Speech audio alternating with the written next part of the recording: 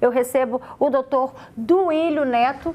Muito obrigada pela sua presença, doutor. Uma boa tarde, seja bem-vindo, viu? Boa tarde, Roberta. Obrigado pelo convite. E a gente também recebe aqui o Felipe Maia. Felipe Maia é muito conhecido, né? Um chefe, parceiro do Fala Espírito Santo. Ele é o pai da Isis, que foi diagnosticada aos 11 anos com câncer de pulmão, não é isso, Felipe? Boa tarde, Exato, meu amigo. Roberto. Boa tarde.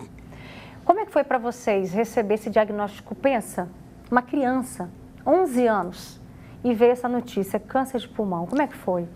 Para nós, assim, foi, ainda mais na época que foi em meio à pandemia. É Iris, né? Perdão. Iris, em plena pandemia. Então, lógico que o primeiro diagnóstico não foi câncer. Ela estava passando mal, foi ao hospital, suspeitava de pneumonia avançada, aí foram fazendo exames. Quando veio o diagnóstico, aí tudo para, tudo dá aquele momento de ser, o que agora? Opera, tira o pulmão, vai perder, o desespero bate. Assim, vai juntando um momento de... Naquela época, eu não podia nem ter contato com ela. A minha esposa, nós saímos do trabalho, quando nós chegamos em Vitória, que eu vim do interior, quando ela entrou no hospital, ela não pôde mais sair durante 50 dias, praticamente. Então, todas as informações eram muito ainda superficiais. Foi uma fase muito complicada. Eu acho que já agravou mais aquilo que nós passamos no dia a dia. E vem aquela pergunta...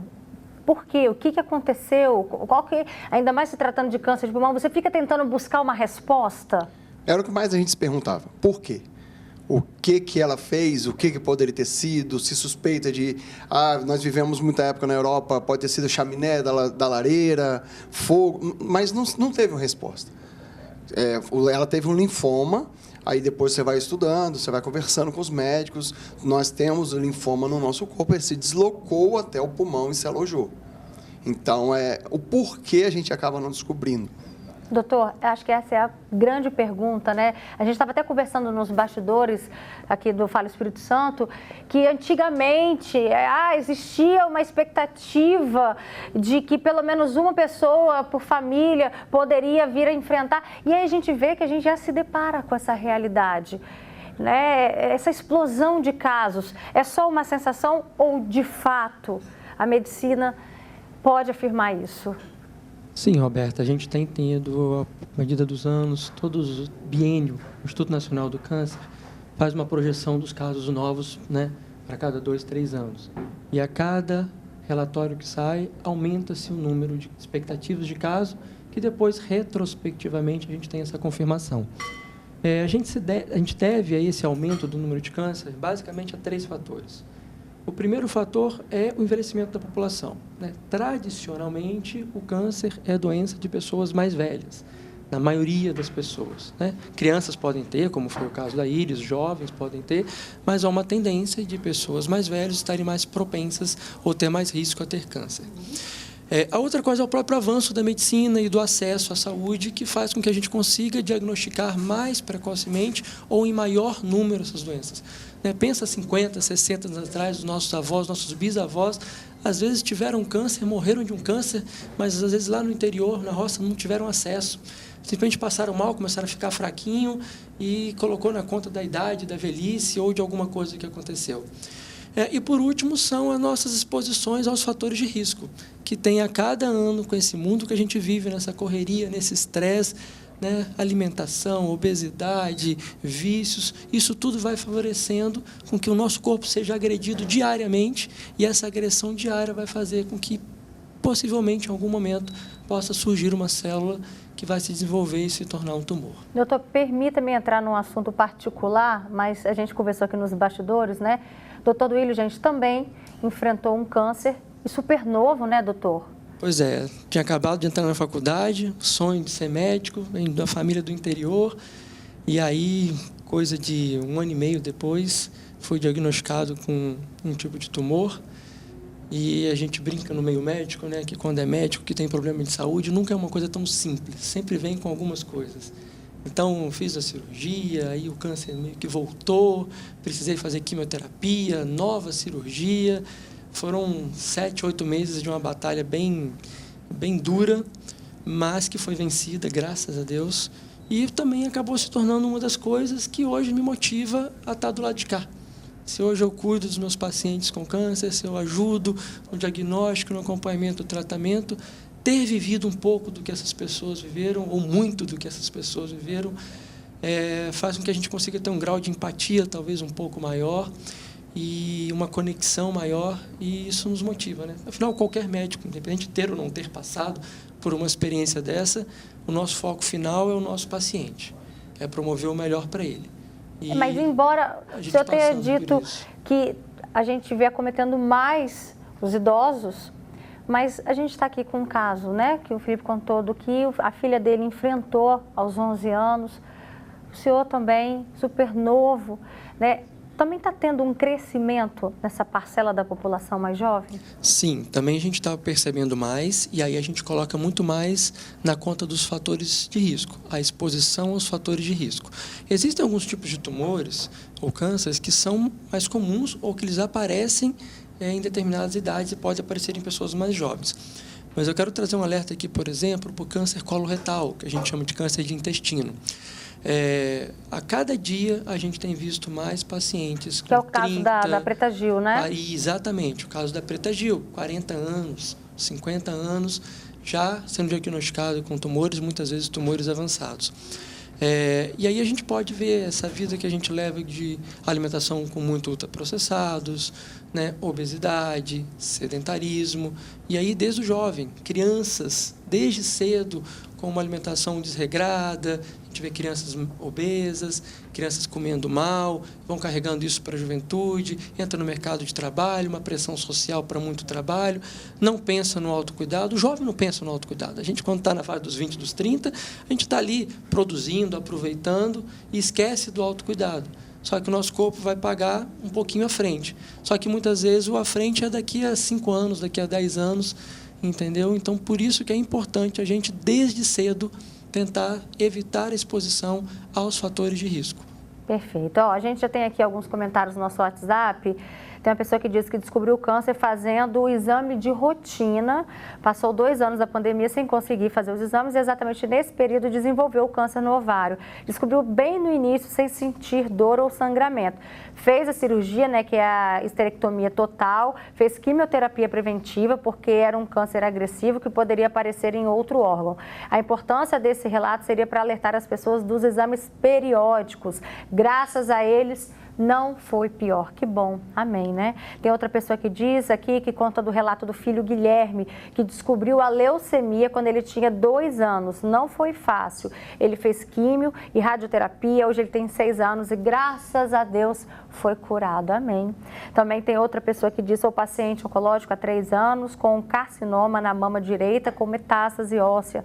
Sou paciente paliativos, né? Então, o que a gente precisa muito aproveitar desses relatos é o quê? Levar a informação dos exames de rotina, mas também a gente precisa ficar atento aos possíveis sinais, que foi exatamente o que você identificou, né, Felipe? Quais foram os primeiros sintomas que aí eles começou a Exato. aparecer? Então, como foi o período de pandemia, início de pandemia, a primeira atitude que nós tomamos foi isolar eles, porque eu e minha esposa continuamos trabalhando com o restaurante com delivery, nós isolamos ela na roça, com os avós, isolados, eles ficavam praticamente ali. Mas na rotina dela do dia a dia, descer para ajudar o avô, ir dar comida para os animais, essas coisas, ela sentia muito cansaço. Foi quando ela chegou, ela veio de ter acompanhado o avô, ela falou, olha, avô, estou sentindo muito cansaço. Então, ali se pensou já, é por isso que a médica falou que poderia ter sido pneumonia, porque era uma fase, ela estava com características muito inchada, o rosto inchado, o peito inchado, só um lado do corpo. Então, se caracterizava como pneumonia. Então, a doutora falou, olha, vai para o hospital, lá a gente diagnostica o que vai acontecer, mas ela tem que ir para lá agora, porque essa pneumonia está muito avançada. Então, dali para frente, foi esses sintomas que ela foi sentindo logo no início. E como é que tá a Iris hoje? 15 anos? Olha, está muito bem, 15 anos, está se dedicando cada vez mais. Ela gosta muito de cozinhar, como sempre. Ela mesmo fala que quer seguir a carreira do pai. Eu aconselho a estudar um pouco mais, porque isso aqui é coisa que a gente sabe que passa, mas assim, está adorando, está muito bem. E, Felipe, de que forma que a família enxergou isso, tirou de repente, como um ressignificado de tudo que vocês enfrentaram, para hoje viver com mais qualidade de vida? O que vocês extraíram disso? Com certeza, Roberta. Eliminamos muitas coisas do dia a dia, refrigerantes, certos tipos de alimentos dentro de casa, devido a ela, porque se todo mundo não colaborar, não adianta. É igual dieta, não adianta a esposa querer comer salada e o marido comer hambúrguer. Então, todos nós fizemos isso, cuidamos mais, ficamos mais sensíveis entre nós, apoiamos muito mais. Claro, a igreja, todos nós hoje estamos na igreja. A Iris foi quem abriu as portas até antes da doença. E é difícil, muito, mas você sabe o que a gente passa. Todos nós fomos para a igreja, o que ela fala, como ela fala. Nós tivemos muitos amiguinhos dela que ficaram pela estrada. Nós tivemos o caso da Yara, que a Marta até ontem tem contato com ela. A Iris sempre dava as informações, como elas estavam. Fora outros amigos que ela ainda nem soube, porque infelizmente não deu para contar, porque a gente sabia como ela ia ficar abalada. Hoje ainda ela sente algumas dores, ela tem alguns mecanismos, tem um portocárdio, que ela tem que fazer uma cirurgia, e é um acompanhamento. Mas a gente vê a força que ela tem. Hoje, como ela cuida do cabelo, até hoje no trabalho eu estava mostrando, eu sabia que vinha aqui, eu estava mostrando para as pessoas a fase que ela ficou careca, a fase que ela mais se divertiu. Foi a fase que ela ria, ela brincava com ela mesma, ela nunca teve próprio preconceito de si mesma. Aí nós ficávamos muito mais preocupados como criança. Mas, assim, nós tiramos a lição de vida. A lição de vida é porque a gente carrega com a gente essa reeducação que a gente tem que ter da nossa saúde, principalmente. Olha, não tem como a gente não se emocionar, né? Felipe aqui emocionado, esse super pai, olha que cena linda você ali cavalgando. Isso aí foi. Junto com a Iris. Ela ganhou de presente.